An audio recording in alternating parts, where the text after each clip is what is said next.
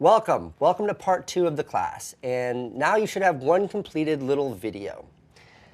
Here in part 2, we're going to be focusing on filmmaking from a more holistic perspective. So that includes like diving much more into the gear, how to make your movie beautiful, and how to tackle bigger, more ambitious stories.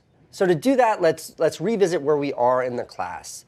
In the first video we made, the one you should have now completed, I went way out of my way to avoid talking about the details of production or equipment or any of the technical aspects of filmmaking. Basically, I tried to avoid getting into any of the process that wasn't the story. And that was the real intent. Look, I love talking about gear. I love fancy cameras. I always carry a tripod. I could make a whole class about this lens, which is my favorite lens. I could talk about this stuff for hours. And the reason why I could talk about it for hours is because it's easy to talk about. But it's not what's at the core of filmmaking. It's like the equivalent of maybe asking a great writer or a novelist what their favorite pen is. It's not the most important thing. And that's why I was trying my best to force you and me to focus only on substance, to focus only on the story. So the point, if I haven't made it super clear yet, is that everything starts from the story. And that's why we started this class where we did. We started with an exclusive focus on that story. So when you look back at the little movie that you should have just made, don't worry about how it looks or how technically perfect or flawed it might be. We'll get into all of that in the movie we're about to make. What matters is that the story you told is compelling. If the story is great, your movie's great. Great cinematography will never, ever make up for a poorly told story. But now, I do want to spend some time, I do want to spend some focus on the other, on the technical, on this and on this. And the story is and always will be king, but the technical side, it plays a role, an important role.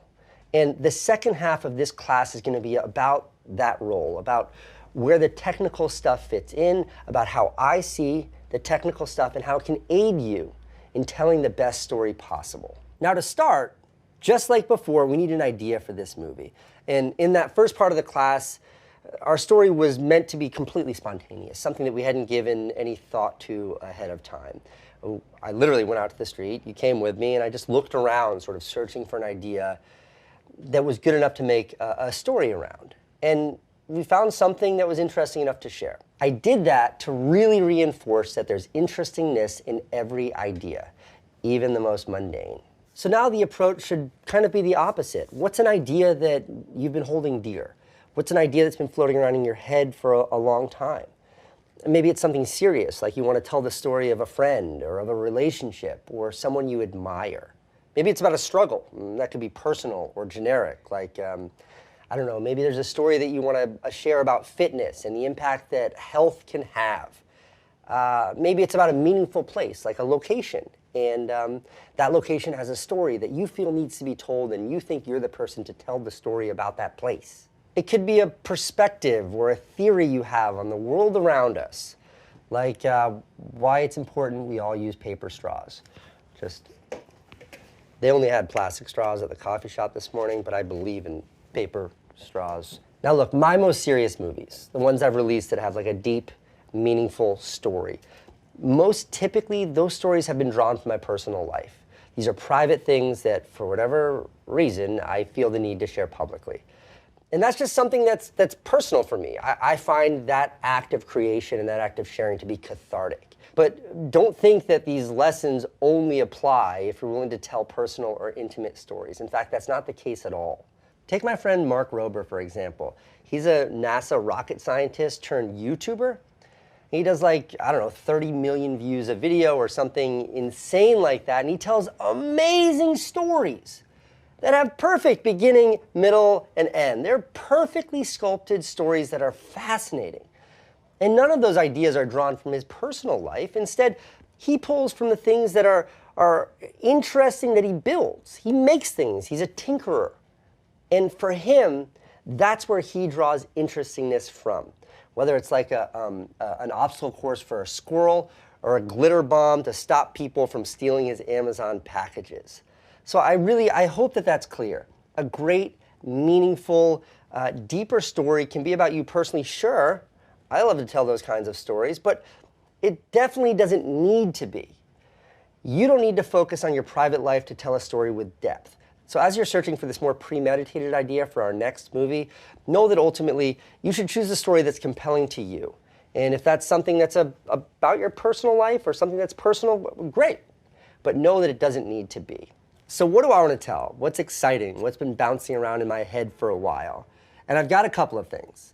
Number one is that I feel a little out of shape right now, to be honest. I don't know, and I want to get back to running marathons again. That's a great story. It would take a long time to tell that story, but I know that's a great story about me wanting to get back to my racing shape. That's a good story. I have this other movie that I've been thinking a lot about, which is that I always had an electric car for the last 5 years of my life. And I recently bought this big truck, and the thing's a gas guzzler. And I think about that every time I start the engine up, and I'm not sure what the angle is, but I know that that's a meaningful story. I have this other fleeting idea about age.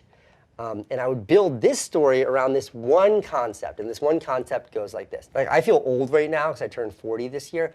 And every time I mention that to someone younger than me, they sort of nod their head and they're like, yeah, bro, you're old. But whenever I say that to I don't know, my parents or somebody older than me, they're like, you're young, kid. You got many years ahead of you. And there's something in that dichotomy that I think is just sort of fascinating. And that's been percolating in my head. And then there's this other idea I've been thinking about, and I love this idea, but Ray-Ban, the company that makes these glasses, a little while ago they released these exact glasses, minus the paint, with a built-in video camera, a kind of a hidden video camera right in the side of the glasses. And that's fascinating to me.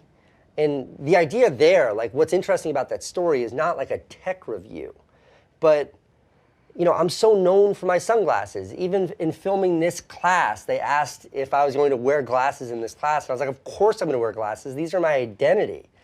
And then the other part of my identity is a camera. So the idea that now these sunglasses can contain a camera, I'm like, hey, that's me. And there's something more here. There's a real story here. Not sure what it is, but there's a real story in these video camera sunglasses. So I think that's it. I like that idea. I think that's the idea I'm going to focus on. There are a bunch of ideas floating around in my head, but this one seems especially fun. It also means I get to lean into my favorite film location, which is my little office here. And maybe I can find an excuse to take the shoot out into the street, which means I get to embrace the city, which is always interesting. So let's go do that. Let's go make that movie. And I'm going to make this movie as technically perfect as I'm capable of. It will have great audio, it will have fancy cinematography, and I will make it fancy without losing sight of the most important thing, which is our story. So before I head out, before I start making this movie, I want you to think about what your big story is. What's the idea that maybe has been floating around in your head for a while, and what's the story you can build around that idea? Good luck with that, and I will see you in the next lesson.